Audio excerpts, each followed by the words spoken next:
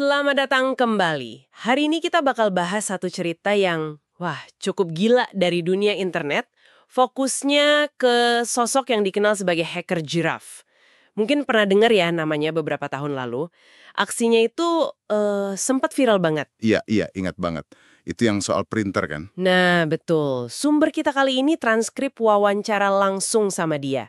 Jadi kita bisa tahu nih, apa sih motivasinya, gimana caranya dia beraksi, terus akibatnya apa. Misi kita yaitu mencoba ngerti gimana sih kok bisa iseng-iseng seorang anak muda, ditambah fenomena internet sama celah keamanan yang sering nggak kita sadari, bisa jadi berita global gitu. Siap ya kita bongkar ya? Siap. Yang menarik emang ini nyentuh banyak aspek ya. Psikologi si peretasnya, terus budaya internetnya sendiri, keamanan siber yang, ternyata rapuh banget di beberapa sisi.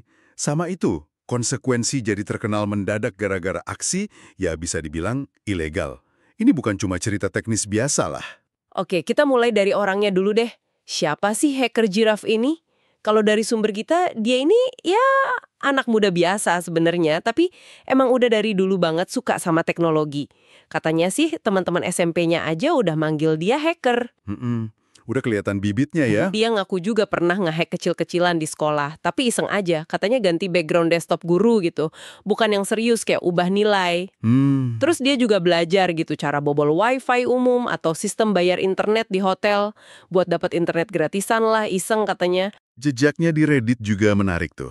Dia mainnya di forum-forum hacking, tapi juga humor programming, terus yang lucu-lucu positif gitu, meme wholesome, tapi ada juga sisi humor gelapnya. Jadi kelihatan ya, orangnya kompleks, sebagian geek, sebagian positif, sebagian lagi agak edgy gitu mungkin ya. Nah, pemicunya nih, ini bagian penting, PewDiePie. Hacker giraffe ini ngefans berat, dan waktu itu akhir 2018 kalau nggak salah, lagi panas banget kan perang subscriber di YouTube. Betul banget, PewDiePie yang waktu itu YouTuber individu paling gede, berapa ya? 65 juta subscriber gitu. Iya, sekitar segitu. Lagi kejar-kejaran sama T-Series. Itu kan label musik gede banget dari India. Nah, ini bukan cuma soal angka sebenarnya. Banyak yang ngelihat ini kayak pertarungan simbolis. Kreator independen lawan korporasi gitu. Ada rasa khawatir gitu kalau korporasi yang jadi nomor satu, nanti YouTube makin nggak peduli sama kreator individu. Jadi rame banget seruan, subscribe to PewDiePie. PewDiePie sendiri sampai bikin video, bahkan lagu Beachless-nya itu kan viral banget ya, ratusan juta views. Iya buat nahan T-Series, tapi ya T-Series tetap aja ngejar terus. Situasinya tegang lah pokoknya. Nah, di tengah situasi kayak gitu, si hacker giraffe ini lagi bosen. Dia bilang sendiri, hal paling bahaya itu peretas yang lagi bosen. Bener juga sih. Jadi karena bosen, dia ngapain? Iseng dia main ke Shodan. Shodan itu apa ya? Semacam Google tapi buat perangkat kita. Iya, Google buat Internet of Things. Kasarnya gitu. Bisa nyari perangkat apa aja yang nyambung ke internet. Kamera CCTV, sistem industri, ya termasuk printer ini. Dia nyari-nyari port yang harusnya nggak kebuka ke publik. Terus dia nemu Banyak banget. Printer yang portnya kebuka. Terutama port 900, 515, sama 631. Ratusan ribu printer di seluruh dunia. Dan sekitar 50 ribuan itu pakai port 900 yang paling gampang dieksploitasi. Kenapa? Soalnya sering nggak pakai password. Wah, gampang banget dong berarti. Terus dia ngapain? Langsung nyerang gitu? Nggak langsung.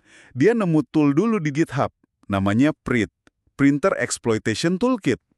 Ironisnya, yang bikin ini mahasiswa Jerman buat riset keamanan printer. Jadi toolsnya udah ada ya? Bukan dia yang bikin dari nol? Bukan. Dia nemu tool ini, terus, dipakai. Dengan PRIT ini, dia bisa kirim perintah cetak ke printer-printer yang rentan tadi. Dan bagian gilanya nih, dia ngaku cuma butuh 3 baris kode. 3 baris bash script sederhana katanya, buat ngirim otomatis ke 50.000 printer itu. Gila, dia sampai nekenin. Ini secara harfiah tidak memerlukan keahlian sama sekali. Beneran semudah itu kah? Ya mungkin dia agak merendah ya, tapi ada benernya juga. Kan toolnya udah jadi, datanya dari Shodan juga publik. Ngerangkai keduanya emang nggak butuh coding tingkat dewa sih.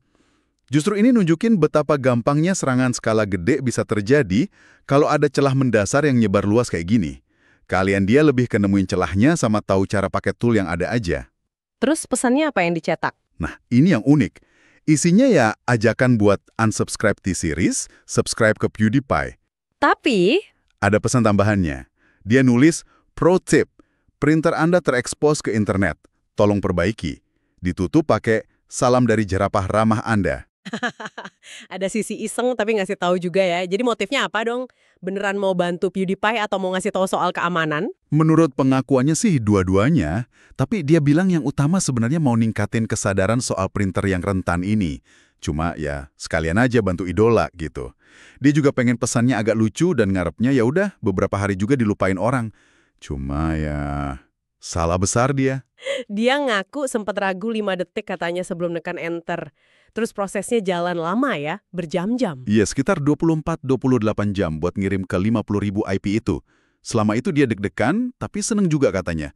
Mantau Twitter terus. Sampai akhirnya muncul laporan pertama. Dari mana tuh? Dari seorang cewek yang nge-tweet, bilang pesan itu kecetak di konter tiket kantor polisi. Wah, kantor polisi. Keputusan krusial. Keputusan apa? Kan mulai rame tuh. Ada yang nyala-nyalain PewDiePie juga. Dia akhirnya bikin akun Twitter, @hackergiraffe. Terus ngaku, dia yang tanggung jawab. Ngaku. Beneran. Iya, alasannya dia nggak mau media spekulasi aneh-aneh atau PewDiePie yang disalahin. Dia mau jelasin kalau ini tuh cuma nemu kebetulan di Shodan, bukan serangan terencana. Nekat banget gak sih? Ngaku terang-terangan gitu kan ilegal. Banget, nekat atau naif mungkin ya, nggak mikir panjang soal risiko hukumnya.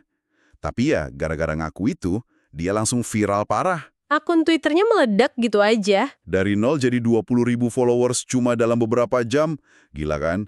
Media gede kayak The Verge, ZDNet, Forbes, Wired langsung pada ngeliput. Wow, pasti dia senang banget tuh. Di Twitter, sampai kuliahnya diabaikan, dunia nyata dilupain. Dia bahkan sempat bikin akun Patreon, Discord, segala macem, mikir ini bisa jadi hidup barunya, jadi hacker terkenal gitu.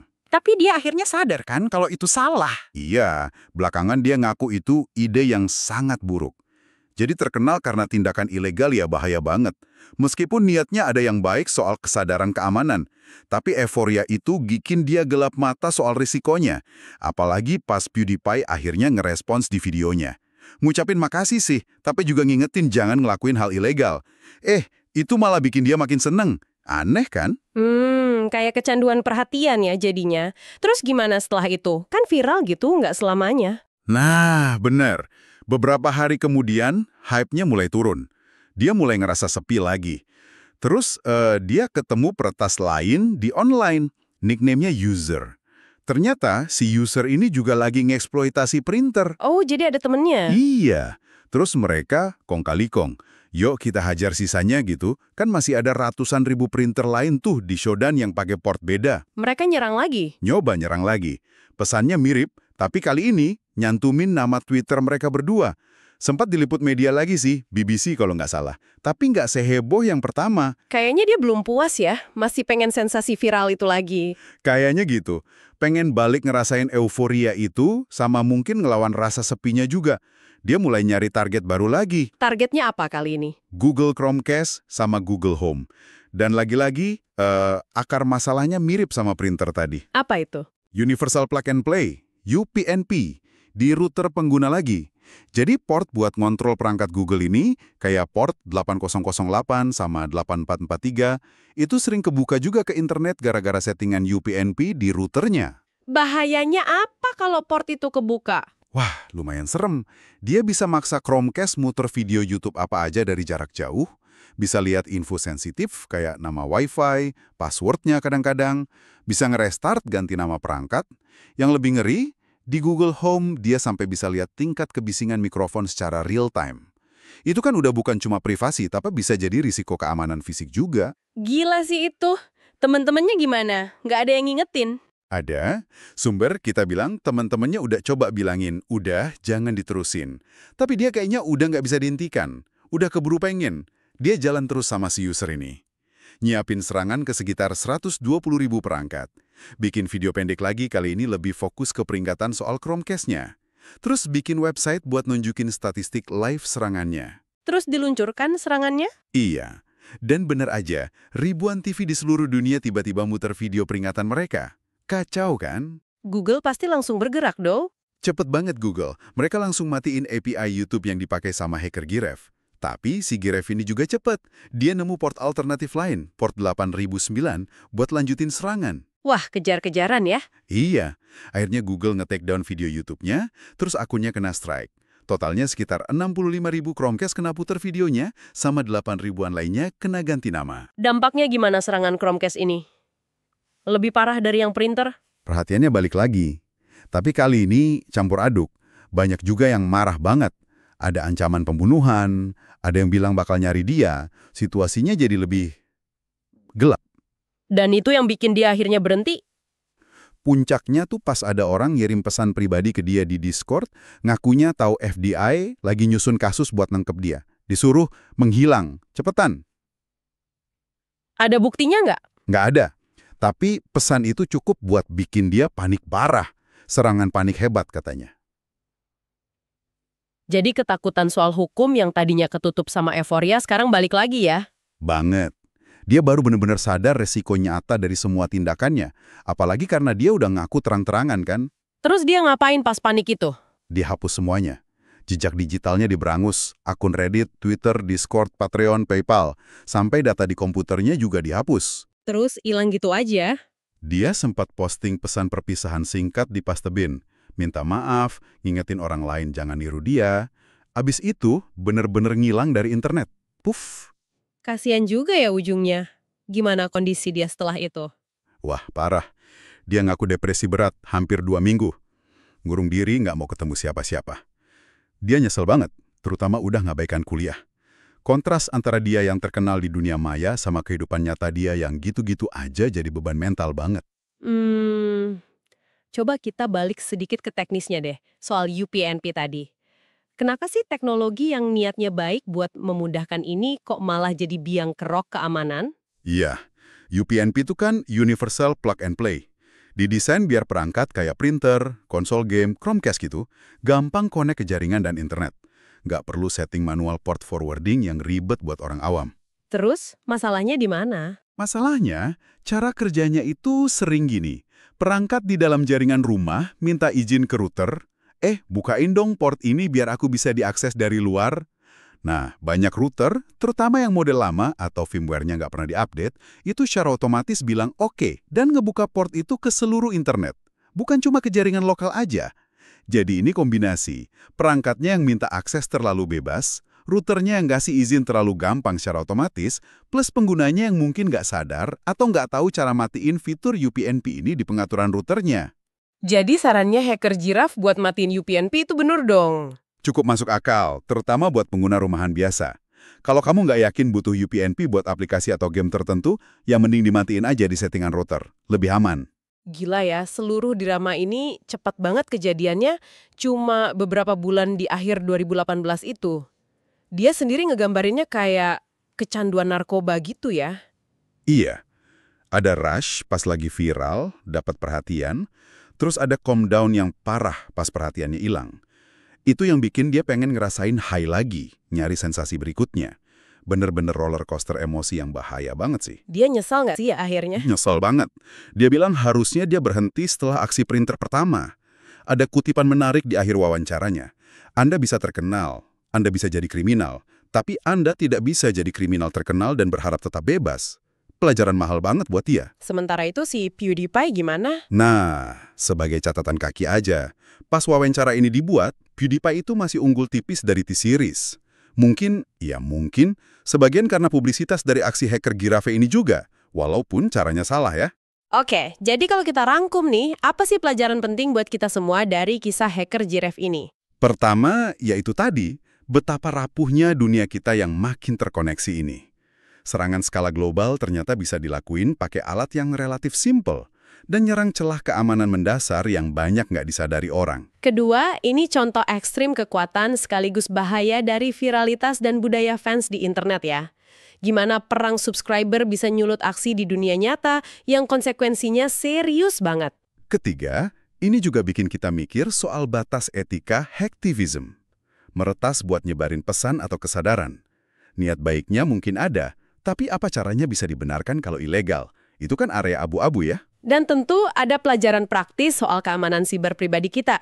Coba deh cek pengaturan UPnP di router di rumah. Betul.